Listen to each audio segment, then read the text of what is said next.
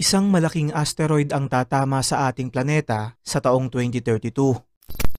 Mga kaibigan, alam nyo ba na ayon sa NASA ay meron daw 2.3% chance na tumama ang asteroid na pinangalanang 2024 YR4 na kanilang naobserbahan gamit ang James Webb Telescope na maaari daw tumama sa ating planeta 7 taon mula ngayon.